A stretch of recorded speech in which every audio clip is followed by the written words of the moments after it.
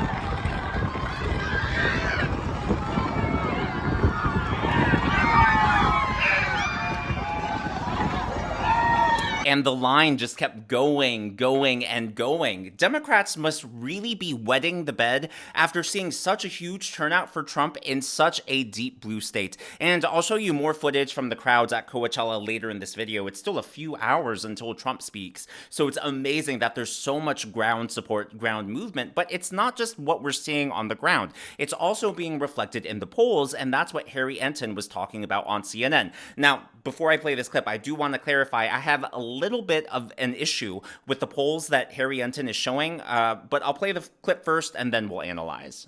What is with all of this bedwetting among Democrats? Maybe it's an eternal problem, but let's take a look here.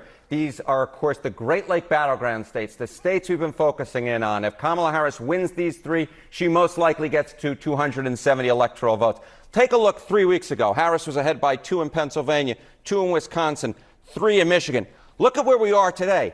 The race is even tighter than it was. Today, it's a 1-point advantage in Pennsylvania, 1 in Wisconsin, 1 in Michigan. Look, that's limited movement, but in a year in which this race has been so static, if we're talking 1-point movement, 1-point movement, 2-point movements, and we see movements in all three, this is the type of thing that, at least in the public polling, makes Democrats worried. And I think that the public polling in this case is reflected in some of that internal polling, some of that reporting that suggests that these Great Lake battleground states have certainly tightened a lot, where at this point they are way too close to call.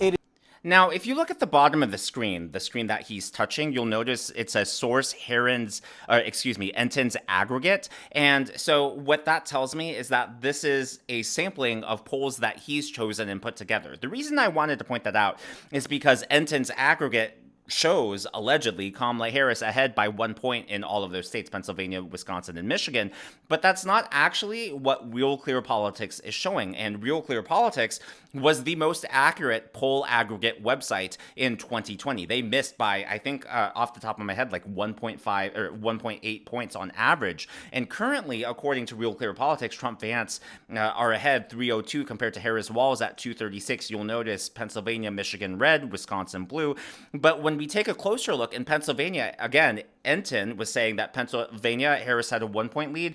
According to this, Trump is ahead by 0.1. Trump would have had a bigger lead if it weren't for the poll that came out midweek this past week from the New York Times showing Harris up 3. But it's not just Pennsylvania. In Michigan, Trump is also ahead 0.9, so almost an entire point, with a few large polls, Insider Advantage, The Hill Emerson, and then most notably Quinnipiac, which leans far to the left, yet they have Trump up 4. Quinnipiac is one of the few pollsters that has never overestimated Trump support. All these other pollsters have missed in both directions. They've underestimated Trump and they've overestimated Trump, depending on the state or whether it's nationally. Quinnipiac has always underestimated Trump. Again, what they've done in the past isn't a guarantee of future performance, but it is a good sign for Trump. In Wisconsin, Harris only up 0.3. Again, Enton had her up 1 percentage point in Wisconsin. But if we take a look at all of these again, you'll notice I put a rectangle. I rectangled the dates. Currently, Trump is ahead in Pennsylvania by 0.1. But on this date in 2020, Biden was ahead 7.3, and he barely won, quote unquote, won that state. Clinton ahead 9.2 in 2016. In Michigan, Trump ahead 0.9 now compared to 9.6 for Hillary in 2016, then 7 points for Biden in 2020. And then Wisconsin, Harris supposedly up 0.3, but still dragging behind Biden 6.3 in 2020 and Clinton 6 points in 2016. So those states are very much in play. What the campaigns are doing are two completely different diverging strategies. Trump right now is going out to these deep blue states, of course, Colorado, California. Later in the month, it'll be New York City. What Harris is doing is she's raised over $1 billion. So she's now raised the most money out of any campaign. Her war chest, her campaign war chest, totally trumps and dwarfs Trump's. And how she's using that money is actually putting TV ads in all those swing states, trying to get men, because where she's struggling is with men. So for all you men watching the channel right now, I'm going to play the ad that Kamala Harris is playing in these swing states to try to get your vote. Let me know in the comments down below whether or not this ad does anything for you. I'm a man. I'm a man. I'm a man, man. And I'm man enough. I'm man enough to enjoy a barrel-proof bourbon. Neat. Man enough to cook my steak rare. Man enough to deadlift 500, then braid the out of my daughter's hair. You think I'm afraid to rebuild a carburetor? I eat carburetors for breakfast. I ain't afraid of bears. That's what bear hugs are for. I'll tell you another thing I sure as am not afraid of. Women. I'm not afraid of women. I'm not afraid of women. They want to control their bodies? I say go for it. They want to use IVF to start a family? I'm not afraid of families. They want to be childless cat ladies? Have all the cats you want. Woman wants to be president? Well, I hope she has the guts to look me right in the eye and accept my full-throated endorsement. Because I'm man enough to support women. Man enough to know what kind of donuts I like. Man enough to admit I'm lost, even when I refuse to ask for directions. Man enough to not ban young women from reading Little Women. Or one of those pants books that the sisters like. I'm man enough to raw dog a flight. It sucked. Not worth it. I'm man enough to be emotional in front of my wife. In front of my kids. In front of my horse. I'm man enough to tell you that I cry at Love Actually. Good Will Hunting. West Side Story. That and Predator. And I'm sick of so-called men domineering, belittling, and controlling women just so they can feel more powerful. That's not how my mama raised me. I love women. I love women who support their families. Women who decide not to have families. Women who take charge. And I'm man enough to help them win. Was anyone convinced by that ad? If you are voting for Kamala Harris now because of that ad, let me know down in the comments below. All identity politics, all about division, all straw men arguments, which is ironic, straw men. But yeah, none of those arguments have anything to do with policy ideas. None of them have anything to do with anything serious or of substance. I can't believe that that's a real ad. So what the Trump campaign is doing is actually striking back, and they're striking back with substance, talking about the woke issue. We're on the verge of World War III. You see what's happening with Russia, Ukraine, in the Middle East, China, Taiwan. The world is in flames, on the verge of much worse. So what Trump is doing is he's playing the culture wars, but in a smart way and in a way that relates to everyone's fear about world peace and global security. Take a look at this ad that Trump has put out to counter Kamala Harris's ad, and he actually gave rally goers a sneak peek. You will not laugh. You will not cry. You will learn by the numbers. Happy Pride. Happy Pride Month. And actually, let's declare it a summer of pride. So you're a killer? Sir, yes, sir. Let me see your war face. Sir, you got a war face? Ah! That's a war face. Now let me see your war face. Ah! Bullshit. You didn't convince me. Let me see your real war face. Ah! I hear it and I know that I know you wanna take will be a minister of death, praying for war. But until that day, you are pukes. You are the lowest form of life on earth. You are not even human fucking beings. You are nothing but unorganized, grabastic pieces of amphibian shit. How to abracadabra, these bitches know I got answers the way I... It looks to me like the best part of you ran down the crack of your mama's ass and ended up as the brown stain on the mattress.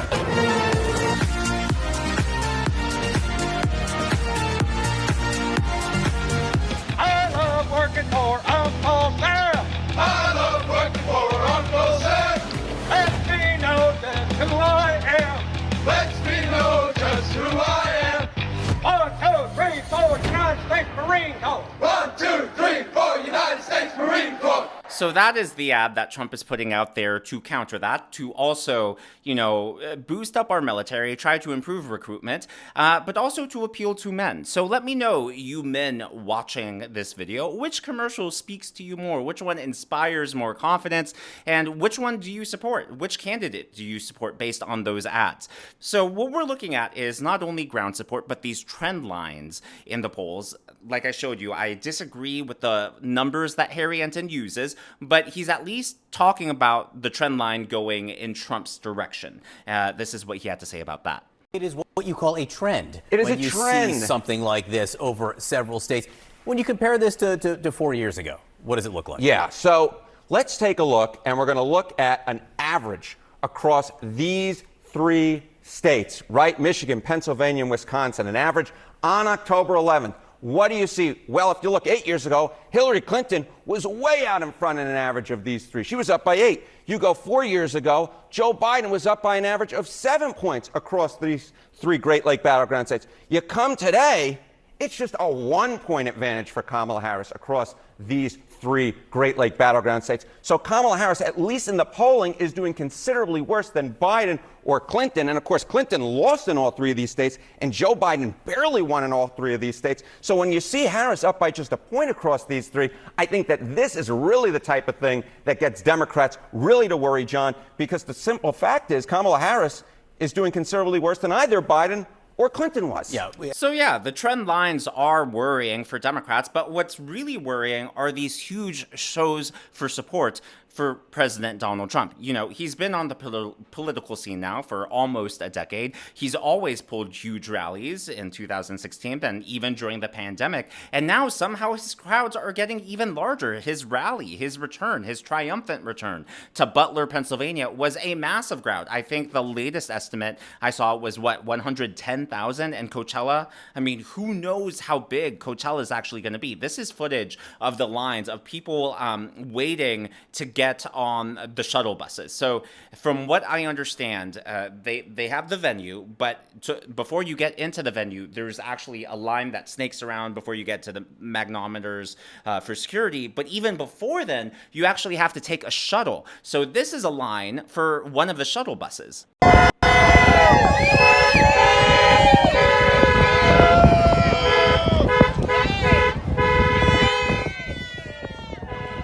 Huge line. People have been waiting since before the sun even came up. Now, of course, Coachella is not complete without music, and they are getting free musical entertainment. Here is someone selling it. I don't want to say a Kamala shirt. You'll see what it is in a moment, but they're getting some free music, free entertainment at Coachella. To the hoe, cause that hoe is just as bad as Joe.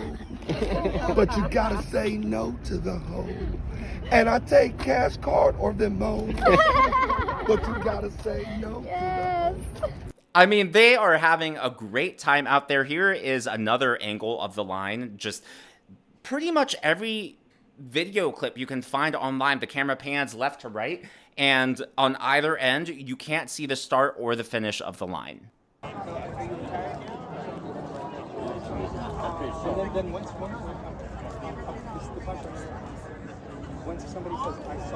So once people get on the shuttles, the excitement is just through the roof. It just seems like a party, a festival atmosphere the entire time. This is a view from one of the shuttles inside right before it's about to leave from the parking lot to the venue, and people are just excited. Trump, Trump, Trump! I mean, can you imagine like having that level of excitement all day, all leading up to the rally? It is going to be seismic. And the Democrats, I think, when they see the crowd and when they see the energy, they'll really be wetting the bed then. So once they actually do show up from the shuttles, I'm going to turn it off so I don't, the volume off so I don't get a copyright strike. You can see a shuttle pulling up in the distance. They then have to go through, snake through this line, and then you can see the tents where they have security that people have to go through. And even in the distance, you can see how thick that crowd is. So, you know, this is at the venue. Apparently, once you get through security, you have to walk about a quarter mile to get to the place where the seats are, and then there's a standing room only section from what I understand. So just huge lines. Again, you know, I'm filming this mid-afternoon, still 3 hours away from Trump speaking. Now, so you saw the people zigzagging through that line, through the gates. That reminded me yesterday of this clip that I found and didn't share. But yesterday, Trump was in Aurora, and I showed you the huge lines, huge crowds. Well, yesterday there was an elderly man who served, a veteran of World War II. He was there with his wife, and the campaign didn't do this. Law enforcement didn't do this. The event center didn't do this. This was everyday people, just like you and me, decided to make way, remove the barricades, and let the veteran, who really old, I mean, talk about elderly, and just let him walk through the line like he was Moses parting the sea. I thought, you know, the media, I'll give you my commentary afterwards. Let's look at this clip. You go enjoy yourselves.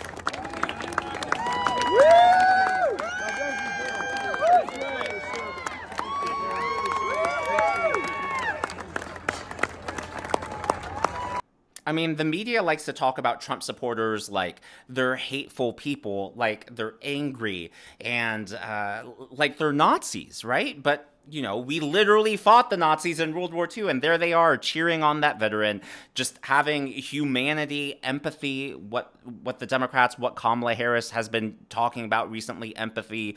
And you saw them making way for an elderly veteran.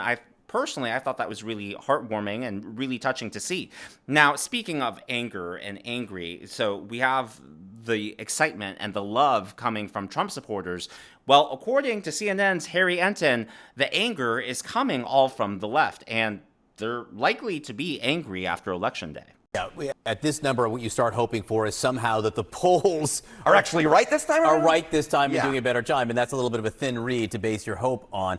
There may be some other reasons in general why Democrats are more worried. Yeah, so I think it just comes down to the fact that Democrats are more worried about a Donald Trump presidency than Trump supporters are about a Kamala Harris presidency. So angry if the opposing candidate wins. 52% of Harris voters say they'd be angry if Donald Trump won versus just 42% of Trump voters who say they'd be angry if Kamala Harris won. So I think this is more of a bigger, larger picture. It's not just that the polls are tightening. I think it's just that Democrats, John, are more worried in general about a Donald Trump presidency than the reverse in this particular situation.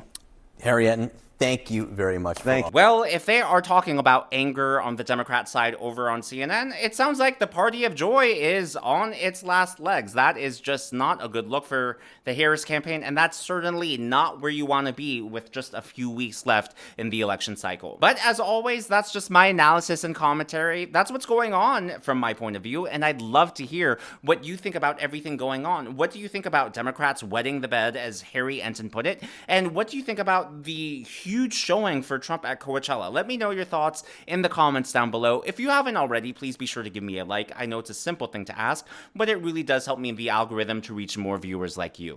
Be sure to smash that subscribe button and to check out one of these videos.